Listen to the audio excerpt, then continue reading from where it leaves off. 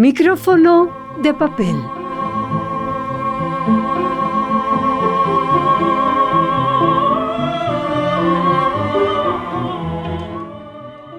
Alexis de Graeff.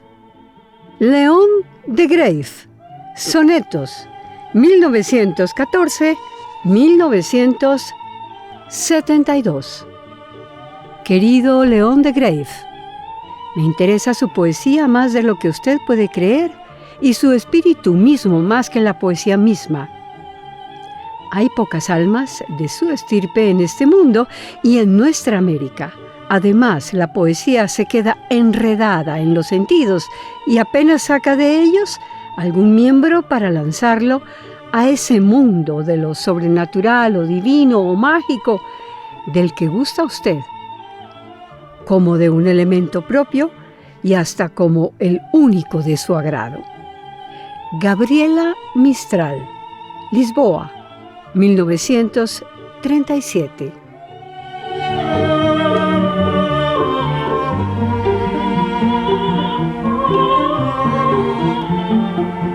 Conversación con Luz Estela Millán. Radio UNAL, Unimedios, Unidad de Medios de Comunicación de la Universidad Nacional de Colombia.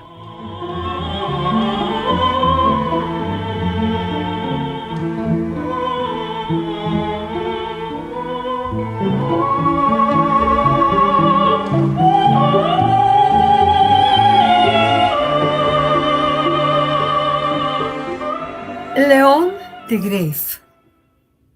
Sonetos 1914-1972. Una recopilación, dice aquí, de Hjalmar de Graeff, de la Universidad Nacional de Colombia. Y además, entre la arquitectura precisa del soneto y la libertad del lenguaje, León de Graeff despliega su singular universo poético. Esta edición reúne por primera vez todos sus sonetos. Pero, por fortuna, la familia de Graeff es grande, potente, permanece desde muchas disciplinas en nuestro país. Entonces, nos acompaña hoy el profesor Alexis de Graeff. ¿Cómo está, profesor? ¿Cómo le va? Un gusto, Estela, estar acá y muchas gracias por la invitación a Micrófono de Papel. Alexis de Graeff es físico, tiene una maestría en físico teórica de la Universidad Nacional de Colombia y otra en historia y filosofía de la ciencia, dice el perfil que ha compartido, de la Universidad de Londres. Obtuvo el doctorado en Historia de la Ciencia de la Universidad de Londres, repetimos, y fue director de la Oficina de Relaciones Internacionales, 2002-2003, vicerrector general de la Universidad Nacional de Colombia, subdirector de Conciencias y director de la Biblioteca Luis Ángel Arango del Banco de la República. Es profesor asociado de Historia y Sociología de la Ciencia y Tecnología en el Departamento de Sociología de la Universidad Nacional de Colombia y director del Centro de Pensamiento para la Educación Política, CEP. Ha publicado en revistas nacionales e internacionales y es autor del libro A las puertas del universo derrotado de la editorial de la Universidad Nacional de Colombia, por el que recibió el premio Amílcar Herrera de la Asociación Latinoamericana de Estudios Sociales de la Ciencia y Tecnología por la mejor contribución en el campo de los estudios sociales de ciencia en 2014. Recibió la beca Fulbright para investigación en la City University de Nueva York y ha sido investigador invitado del Max Planck Instituto para la Historia de la Ciencia en Berlín, Humboldt University de Berlín, el Instituto Iberoamericano de Berlín y la Universidad de Estudios de Milano. Además de su trabajo sobre tecnología y guerra irregular en América Latina, coordina la conmemoración de los 50 años de la muerte de León de Greiff y está preparado para una historia de los hermanos de Grey. ¿Heusler se pronuncia, profesor? Heusler. Heusler. Muy bien, muchas gracias. Su recuerdo primero del poeta León de Greiff para empezar esta conversación. Además, una conversación prologada en este texto por la poeta Piedad Bonet, ¿verdad? Sí, tuvo la deferencia de escribir el prólogo. La invité no solo por la admiración que le tengo y la amistad que nos une desde hace mucho tiempo, sino porque conoce muy bien la obra de León, hemos hablado de ella desde hace más de 20 años, así que pues es un honor que ella haya prolongado el libro. Pues Estela, yo no tengo mayor recuerdo personal de León, que León murió cuando yo tenía 7 años.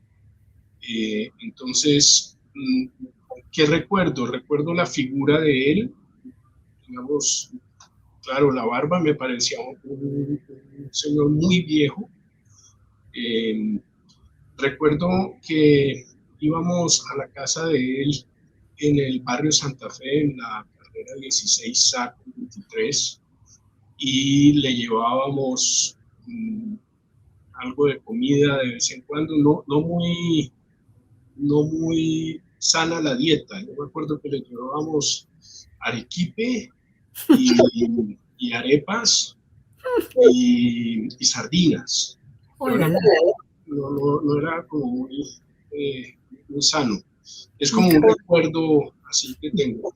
Y de vez en cuando venía a la casa a almorzar los domingos.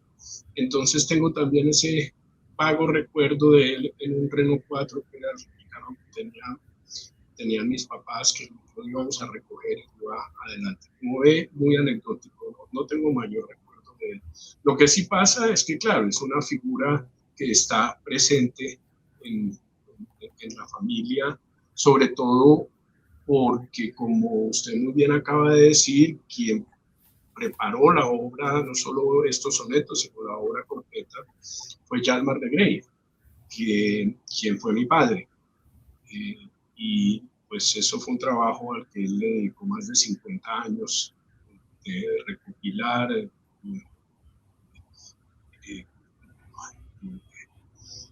comparar, complementar publicaciones, hizo más de 26 antologías. Es decir, él fue, llamémoslo así, el albacea literario de León.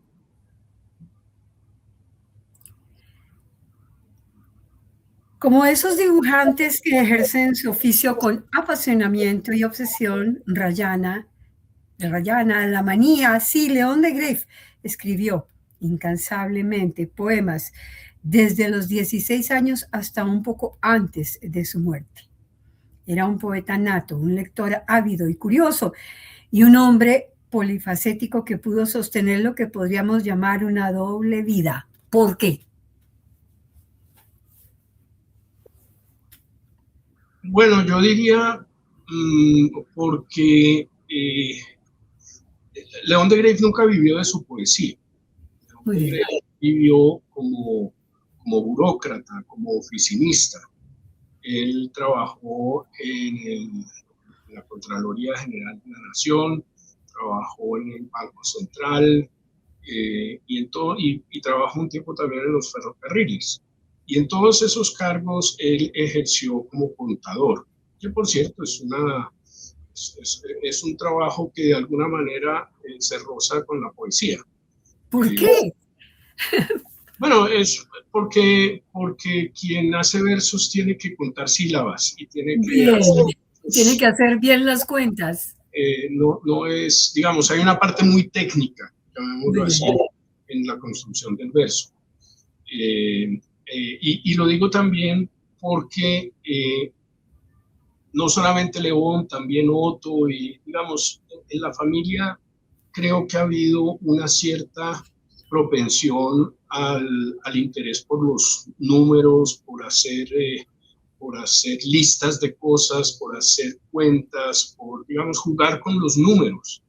Y León le gustaba mucho jugar con los números. Es decir, León llevaba las estadísticas de la Vuelta a Colombia, llevaba las estadísticas del campeonato de fútbol, de los matches de ajedrez. Jugaba con números, digamos. Para mí no es casual ese interés por las matemáticas y más que todo por ese conteo de cosas. Entonces, y bueno, y Otto, su hermano, pues era ingeniero y su hijo ajedrecista. Todos esos tienen, digamos, un vínculo con la matemática de una u otra manera. Para hablar solamente de ellos tres, y podría mencionar también a Jorge Arias de Grey. Entonces, decía que durante el día él tenía esa vida de oficinista y en la noche tenía una vida que era el encuentro con sus amigos por un lado, las tertulias y el momento de escribir. Entonces yo creo que es a eso a lo que uno se puede referir como una doble vida, la vida diaria, que era una vida, yo creo que para él muy, muy aburridora en general, por eso en la poesía, en los sonetos, por ejemplo, hay la presencia de la noche permanente, la noche como el lugar en donde, o el momento en el que suceden las cosas interesantes, en el que pues es el refugio del amor también, de la creación, del lenguaje poético, mientras que el del día es aburridor, es el tedio, es el lenguaje llano, digamos, cotidiano.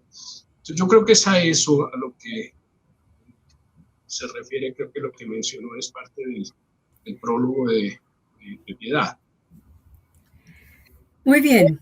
En algún momento dijo, vendrán luego, si póstumos ya, unos de ellos, si no los vetan, 3 mamotretos más de los de en verso, con 4 de los de prosa, si alguien o un grupo de alguienes se toma el trabajo de corregirlos y compulsar versiones diversas, variantes y contravariantes, interpolaciones y taraseas. Incluso inventó lenguajes, incluso jugó demasiado con las palabras, casi las volvía fractales y aparecían allá y ellas se multiplicaban y ellas llegaban a su lector y ellas jugaban con su lector. ¿Cómo ve esto? Se me ocurre preguntárselo incluso como físico. Bueno, a ver, primero tal vez una mención a lo que acaba de leer. Sí. Lo que acaba de leer es una nota que encontró mi papá entre los papeles de León, y es como una especie de testamento literario. Sí. Digamos, lo que dice es qué es lo que sucederá o lo que se imagina que podrá suceder con su obra. Y por eso habla de un grupo de alguien o de un grupo de alguienes que se ocupen en revisar, en compilar lo que ha escrito, que son entonces, finalmente, si usted los cuenta, él habla ahí de 10 mamotretos, uno los cuenta todos, son 10 mamotretos. Y esa nota la puso papá muchas veces en distintas obras, sobre todo en las obras completas. En la introducción que él hace a las obras completas, él dice que siempre tuvo en mente esta nota. Y ese alguien que hizo eso que León se imaginaba, pues fue Hjalmar. Hjalmar fue la persona que durante 50 años se dedicó a eso que acaba de decir, es decir, a recopilar, a comparar los poemas y la prosa de él. Entonces, por eso no es, en cierto sentido, la forma en la que está organizada otra obra que lanzamos en este año de conmemoración, que es la obra completa que la había publicado la Universidad Nacional en el 2018 en papel. La publicó este año, salió en la Feria del Libro en formato de libro electrónico, descargable en la página de León, pero también en el repositorio de la universidad, y esos son 10 volúmenes. Esos son los 10 mamotretos a los que se refiere. Ahora, con respecto al lenguaje, pues yo no sé si sea la mejor persona para hablar técnicamente, y no creo que sea tampoco, creo que es un poco impertinente de mi parte tratar de ser crítico de la obra de León. No tengo el conocimiento suficiente más allá de ser lector. Lo que sí creo, con cierta base, digamos, de evidencia, es que la poesía de León, la mayor parte de las palabras que están en la poesía de León o en la prosa de León y que se consideran como neologismos, como palabras que él se inventó, no eran tales. Ahí sí hay neologismos, por supuesto. Neologismos que son casi siempre variantes de palabras existentes o combinaciones de palabras, y en otros casos son palabras que existen en castellano. Lo que pasa es que no se usan mucho. Le pongo 2 ejemplos. Taracea es una palabra que existe en castellano, no se la inventó él. Pero si usted mira el libro de él, Variaciones alrededor de nada, ese alrededor no es alrededor, pero significan lo mismo. Y a él le hacían la corrección muchas veces. Le decían que es que había que poner alrededor. Decían, no, alrededor. Bueno, si uno va y busca en el diccionario de la Real Academia de la Lengua, alrededor se puede decir así o se puede decir alrededor. Entonces, era una persona que disfrutaba con el lenguaje, que la lengua, las palabras, eran su objeto de juego, un poco como decía antes, como los números, ¿no? Es decir, es un juego. La poesía es un juego muy serio, pero es un juego, como la música. Entonces, yo creo que para él esto era parte de, mejor dicho, la parte técnica la dominaba muy bien, y eso es otra cosa que tal vez las nuevas generaciones y los poetas nuevos deberían tener siempre en cuenta, y es que es cierto que León de Greiff pareciera que hace muchas cosas nuevas, y sí hace muchas cosas nuevas en la poesía, pero es porque conocía muy bien la poesía y el castellano. Entonces, él podía hacer variaciones y podía inventar, pero no es porque fuera una cosa que saliera del sombrero o de la inspiración pura. Era el resultado de mucha lectura. Bueno, porque León siempre dijo que si él se preciaba de algo no era de ser escritor, sino de ser lector, cosa que creo que Borges también dice en alguna parte. Entonces, digamos que yo creo que la familia de Greiff fundamentalmente ha sido una familia de lectores y de melómanos. Sí. Que después les interese también difundir algo de eso con lo que se criaron, pues es casi secundario. Lo que pasa es que crecieron leyendo mucho y escuchando música en la casa. Y conversando. Uno, por ejemplo, llegaba a visitar al maestro de Greiff, musicólogo, y entonces decía, bueno, es la hora de una conversación long play, o sea, mijita, larga duración, ¿verdad? Eh, yo tuve el placer de mirar su caja de autógrafos que incluso también comentaban con Piedad Bonet el día de la presentación en Filbo de este libro de sonetos. La música siempre la música en la estructura de este lenguaje, ¿verdad? Sí, la música, fíjense que si uno investiga un poco la historia de los de Grave, de la familia de Grave, y a mí me parece interesante, no para, eh, digamos, hacer una loa a los de Grave, no, eso no me parece interesante. Me parece interesante y curioso una familia que tiene un lejano, muy lejano origen sueco, pero que es fundamentalmente antioqueña, que ese es otro mito que se ha hecho, que es que León es sueco y alemán, y etcétera. No, León es un poeta antioqueño que sí, su bisabuelo era sueco, pero sus abuelos y sus tíos abuelos, sus otros abuelos y su padre y todo el resto son antioqueños, absolutamente antioqueños.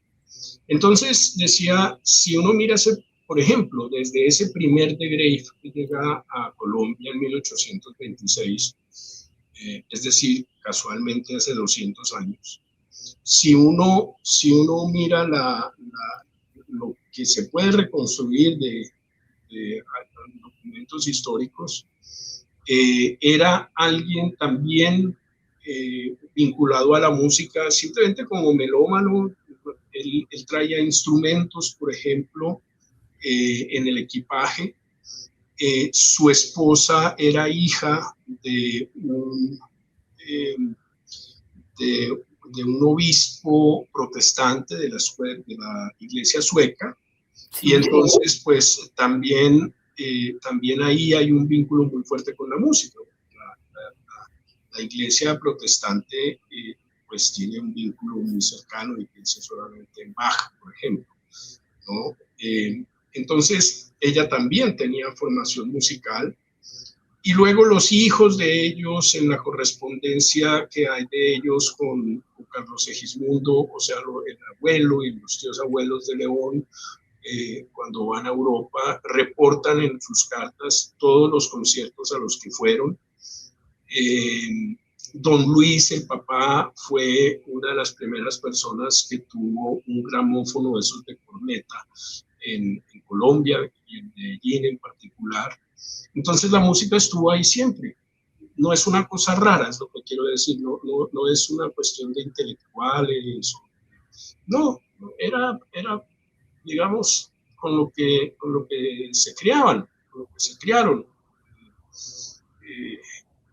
A mí me contaba hace un tiempo Ilse de Grave, la hija de Otto, que cuando eran pequeños hacían concursos con los niños, les hacían desafíos, que llaman hoy en día, eran que ponían música y los niños tenían que atinarle a qué compositor era, qué compositor, no la obra necesariamente, pero por lo menos qué compositor era el que estaba sonando. Y eso era un juego, no era que los estuvieran endoctrinando en música, era simplemente un juego con los niños. Entonces sí, la música es parte así que del paisaje de los Grave. En este libro, además, miren qué color tan hermoso, hecho con tanto primor. Muchas gracias, muchas, pero muchas gracias, profesor Alexis.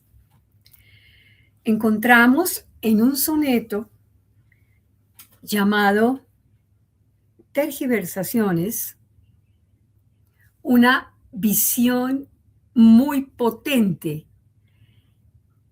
de futuro y de esta nación. Y dice: libracos, mamotretos, infolios y papeles. Mi inercia tardamente rebuja y desordena. Un cielo azul por la ventana, lejos suena la vida innumerable de la ciudad. Tropeles. Eso dice Tergiversaciones. No sé de qué año es este soneto, pero aquí está fechado sonetos de 1914 al 1972 y estamos en el 2026. ¿Por qué la forma soneto específicamente elegida por él dentro de algo que se llama en las formas literarias la palabra mayor, que es la poesía? Escribir poesía es un reto muy alto. ¿Por qué? Bueno, lo que pasa es que el soneto es casi que la forma canónica de la poesía castellana después del siglo de oro, digamos. Es sí. Mayor, digamos como la innovación, para ponerle ese término que no me gusta, del siglo de oro y que permanece, y de hecho pues estamos cumpliendo pues 500 años también de eso que llamamos el soneto, y que es muy reglado, ¿no? Es decir, a veces de manera un poco simplista se cree que hacer poesía es poner unos renglones debajo de otros y unos renglones cortos. Y no, la poesía tiene toda una, digamos, arquitectura, pero llamémoslo incluso más un oficio, un arte, en el sentido de quien sabe cómo se construyen cosas. Entonces, el soneto tiene, por ejemplo, un número determinado, pues puede tener distintos, pero tiene una regularidad en el número de sílabas que tiene también unas reglas sobre en dónde están los acentos o dónde los acentos, si es un endecasílabo, si es un alejandrino, etcétera, digamos, dependiendo del número de sílabas. Y si usted hace un análisis, como hacen los filólogos, los estudios literarios, pues ve que León de Grave, los sonetos son en ese sentido la enorme mayoría, hay algunos menos, pero la enorme mayoría son muy ortodoxos, es decir, cumplen con los requisitos de un soneto, en la métrica y en el ritmo. Y fíjense que ahora, pensando en eso, estoy utilizando, digamos, hay conceptos y hay ideas que coinciden en la música y en la poesía, y no de manera casual, ¿no? La idea precisamente de ritmo, de metro, de silencio. Claro, de silencio. Hay también, digamos, formas de sonetos, formas de versos o de poemas que son tónicos, etcétera. Es decir, digamos, hay muchos paralelos técnicos, desde el punto de vista técnico, no solamente metafóricos. Entonces, León, digamos, es una forma que quien tiene un oficio cultiva, y León, usted mismo mencionó hace un momento, del 14 al 72, o sea, el primer soneto que aparece aquí es cuando él tenía 19 años, y el último soneto pues es del 72 y él muere en el 76, o sea, es una forma poética que él cultiva a lo largo de toda la vida, y lo cultiva para distintas cosas.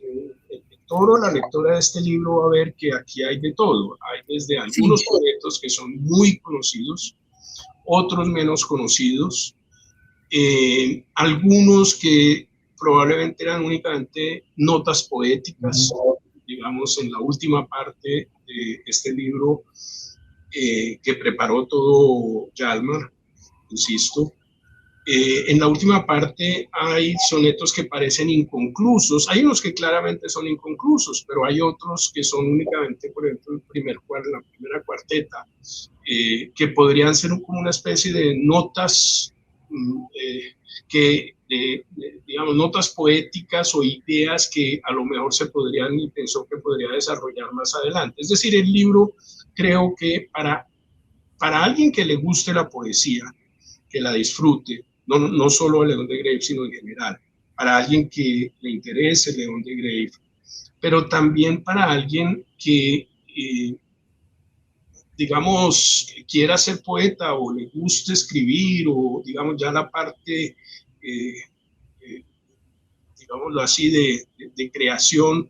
Yo creo que es un libro muy didáctico en ese sentido. Es decir, hay mucho, fíjense que en el libro hay unas partes que están en verde y otras partes que están en negro. La razón de eso es porque hemos dejado en algunas partes en donde está el poema tal como salió y en otras partes no como salió, sino variantes que aparecieron en manuscritos de él o en otras versiones, en revistas o en libros posteriores. Entonces, eso le permite al lector también mirar cómo es el proceso creativo, qué cambios hizo el poeta y decidió cambiar palabras o cambiar orden de palabras. Entonces, en ese sentido, yo creo que alguien que quiera saber cómo es que un poeta produce un soneto,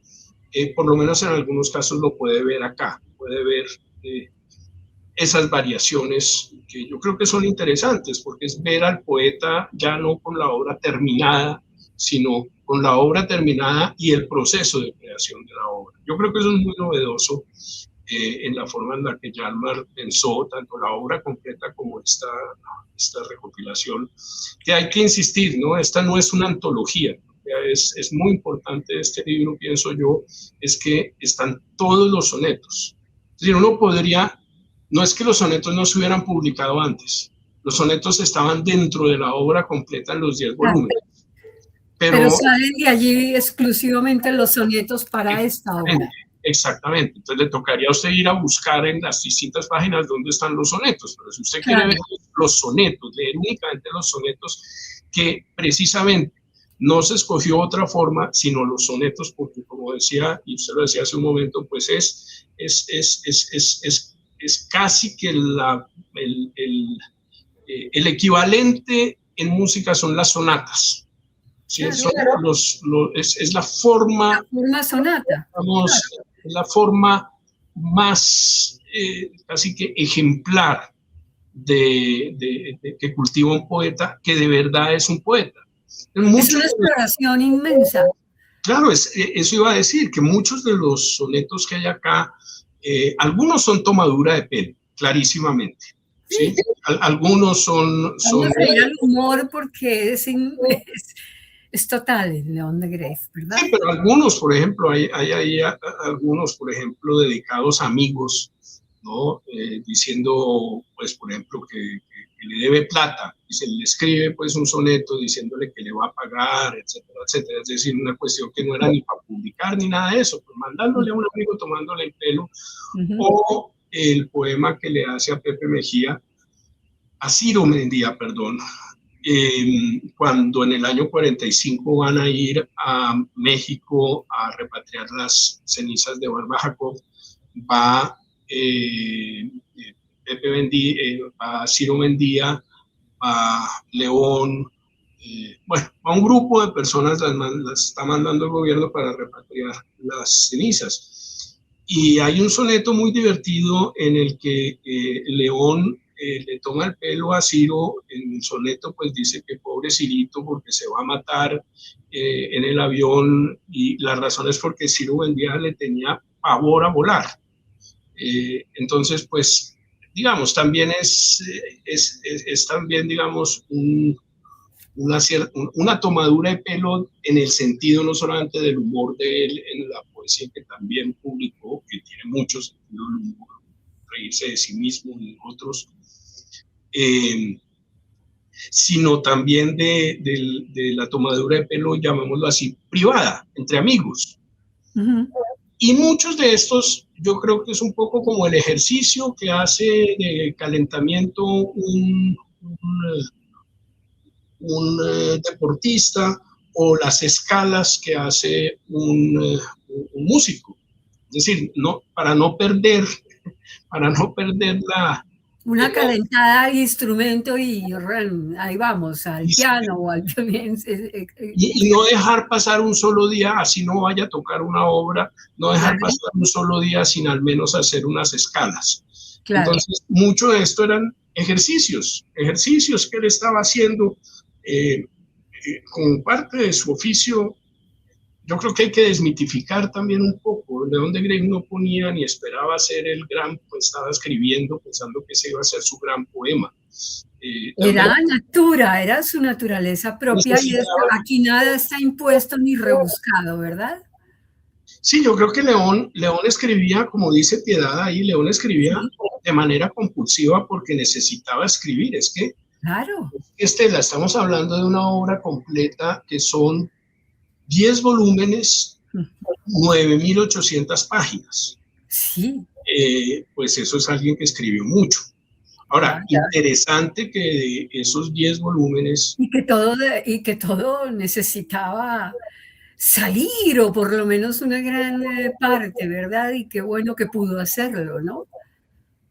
bueno, yo creo que ahí es en donde le debemos mucho a Yalmar, Sí, claro, estaban, digamos, lo que estaba publicado, digamos, podían ser algunos cuadernos, pero papá encontró entre los papeles, remojando muchos papeles de León después de que él muere, eh, pues poemas en los lugares más inesperados del mundo, es decir, en sobres cerrados, y se abre el sobre y ahí había un poema. Digamos, anecdóticamente le puedo contar, alguna vez, hace muchísimos años, o sea, yo estaba en la universidad, eh, recuerdo que saqué, por curiosidad, uno de los tomos de Las Mil y Una Noches que eran de mi abuelo. No sabía que era de él, yo la saqué solamente por curiosidad.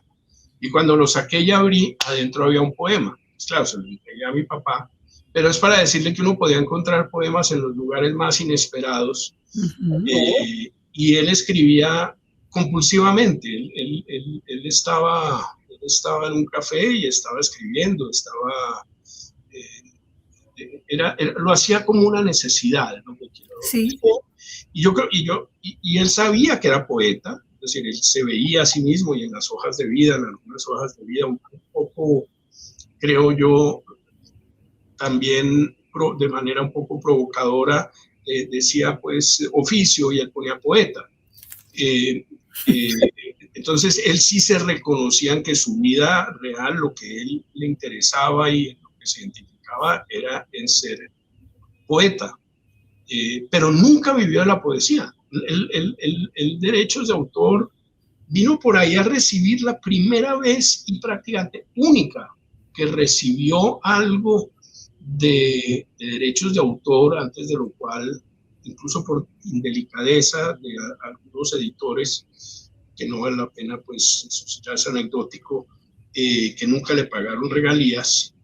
Eh, Quien sí se portó muy bien con él fue el doctor Belisario Betancur, ujú, porque él le publicó las obras completas, que León siempre decía que no son completas, y evidentemente no lo eran, pero digamos que le hizo algunas publicaciones, y Belisario Betancur sí le pagó eh, derechos de autor, pero era casi que como una deferencia por la amistad que los unía. De resto, León de hecho muere muy pobre, muy pobre.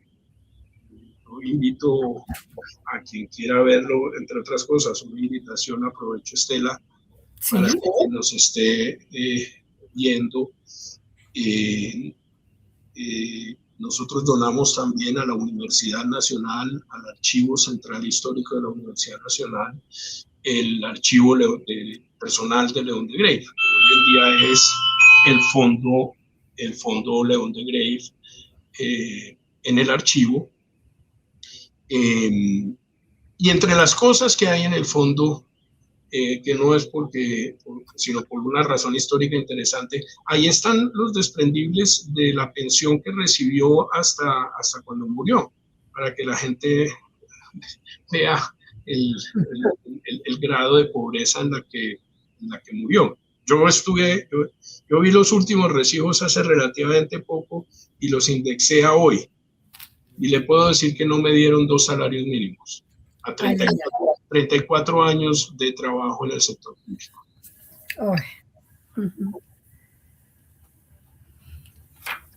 Dice el prólogo de este libro que León de Greiff rechaza la tenaza de lo racional a la que se opone la libertad asociativa de la poesía, capaz de hacer y decir al lenguaje lo que la funcionalidad cotidiana le impide decir. ¿Por qué? Yo no sé y no puedo entrar, por supuesto. Piedad es una gran poeta y muy conocedora de León.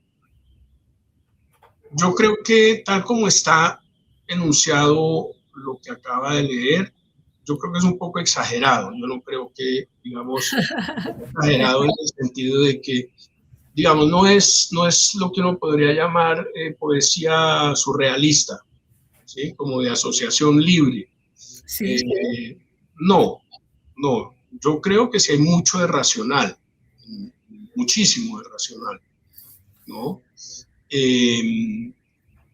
También creo que juega con palabras, por supuesto, repeticiones, sinónimos, etcétera, que le sirven como recurso de lo que él mismo quería, ¿no? Que creo que es una de las, digamos, personalmente, una de las características de la obra de León, que a mí personalmente es un gusto personal, pero creo que lo comparten varios lectores, que es la sonoridad. Sí. De la poesía de León. Y eso lo logra él por el conocimiento que tiene del idioma. Y entonces, pues, yo creo que por eso está ese lugar común, pero que en este caso sí es cierto, digamos, de la musicalidad de la obra de León. Entonces, sí, yo creo que, claro, hay mucho de inspiración y de capacidad de jugar, pero lo que estoy tratando de decir es que es posible improvisar cuando usted ya conoce muy bien el material. Uno no puede empezar a tocar piano improvisando, porque eso, sí, entonces uno, sí, y eso lo decía Dalí. Dalí decía, conoce primero a los clásicos y después haz lo que quieras, pero primero conoce a los clásicos. Y si vamos entonces, por ejemplo, a la escuela de la Bauhaus, durante los primeros años, los que después serían grandes artistas se la pasaban en un taller aprendiendo a mezclar colores, a conocer los materiales, es decir, eso no era que llegaran para que entonces haga una silla. La silla era después de un buen rato de aprender cómo es que se fundía y cómo es que qué tan maleable eran distintos materiales. Entonces yo creo que en ese caso, en ese sentido, León es alguien que es muy disciplinado en conocer muy bien la poesía. Él decía, incluso, él decía que había que, o sea, en alguna entrevista ya en sus últimos años le preguntan algo así como que qué consejo le da a un joven poeta. Bueno, obviamente dice que no tiene ningún consejo para dar, pero que si tuviera que decir algo le diría es, no copien, no traten de copiar a nadie, pero conozcan muy bien la poesía. Son dos cosas distintas. No es que no copiar no significa no conocer, significa conocer mucho y no tratar de parecerse a alguien, pero hay que leer. Es finalmente eso. Es finalmente, por eso creo que siempre insistió mucho en que él era fundamentalmente un lector.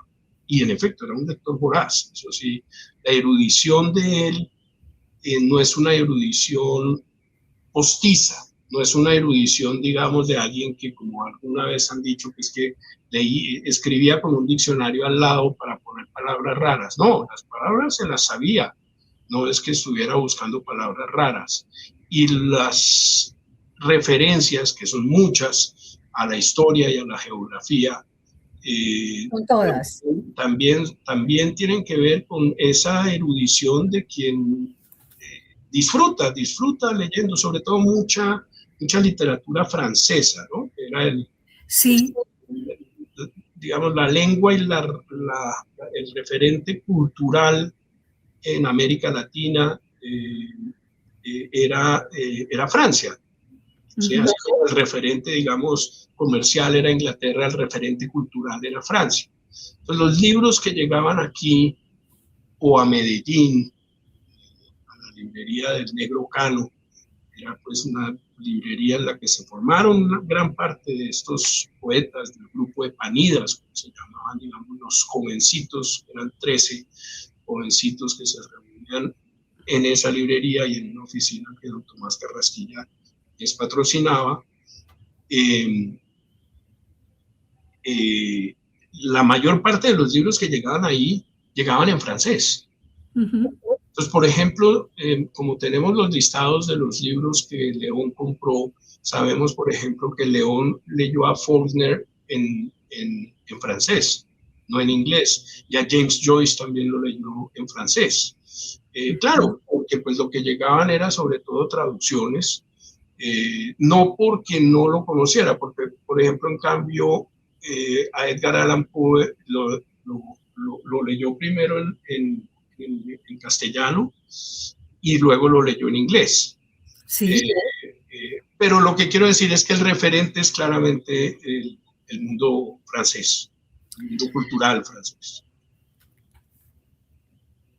Porque me ven la barba y el pelo y la alta pipa dicen que soy poeta, cuando no porque iluso suelo rimar en verso de contorno difuso, mi viaje byroniano por las vegas del Zipa. Tal un ventripotente agrómena de jipa, a quien por un capricho de su calete obtuso se le antoja fingirse paraísos al uso de alucinado Poe o que el alcohol destripa. De Baudelaire diabólico, angelical Verlaine, de Arthur Rimbaud malévolo, de señoral Rubén y en fin, hasta del padre Víctor Hugo omniforme.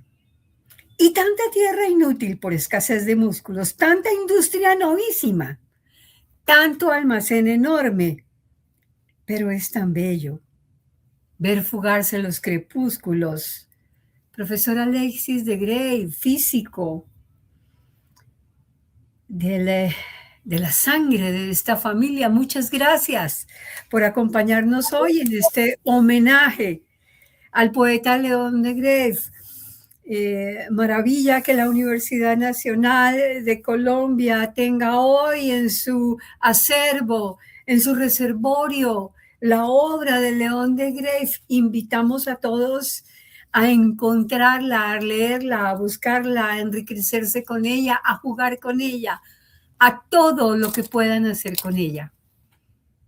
No, muchas gracias de nuevo, Estela, por la invitación.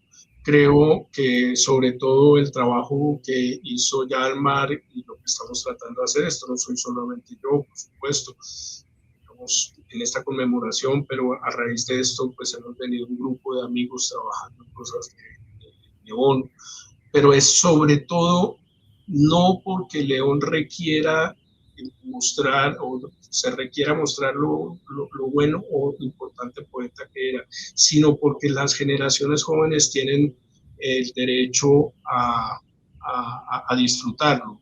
Y estamos convencidos de que si se difunde, lo van a disfrutar. No es, el objetivo no es León de Grey, el objetivo son los lectores. Y León de Grey es más conocido por anécdotas y por retratos que por su propia obra. Entonces, y en ese sentido, que sea la oportunidad para decir que los poetas no son particularmente los individuos más celebrados en los países y menos en Colombia, por ejemplo, América Latina. Pero hay que decir que la Universidad Nacional sí ha sido uno de los las pocas instituciones que ha sido muy generosa con León de Grave, el auditorio León de Grave, por ejemplo, que sea el auditorio central, las obras que ha publicado León de Grave desde los años 40 y 50, eso tampoco es que sea Claro. ahora. Uno de los mejores auditorios de América, yo no falto los sábados, es increíble, además esa remodelación tan maravillosa que ocurrió respetando todo su contexto. Aquello realmente sí es un homenaje a un poeta. Es que tenemos que tener en cuenta algo fundamental aquí. Sin poeta no hay escritor, ¿verdad? Eso no sabría, no lo sé. Creo que la poesía sí es un recurso de supervivencia fundamental para los seres humanos. Sí. Es de, digamos, de aquellas, todas, ¿no? Pero como la música, de aquellas artes que de alguna manera nos consuelan. Y yo creo que en ese sentido, insisto, la Universidad Nacional ha sido muy generosa con una familia que ha estado vinculada a la universidad por más de 100 años.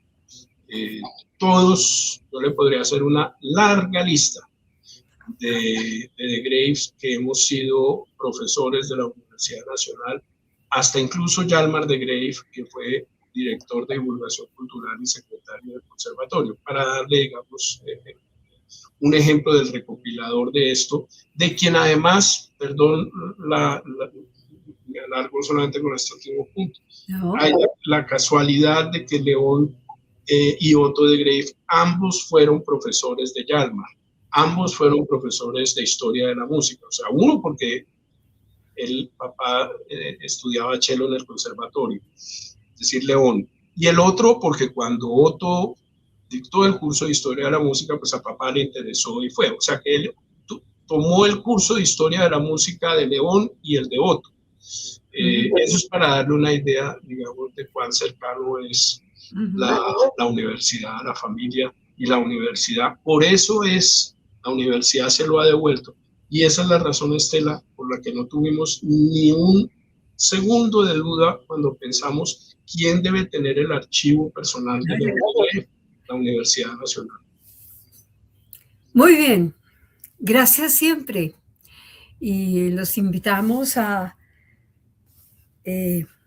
leer a León de Grave, a descubrirlo, a jugar con él, a pensar en él en términos sensibles, personales, emocionales y de nación. Muchas gracias.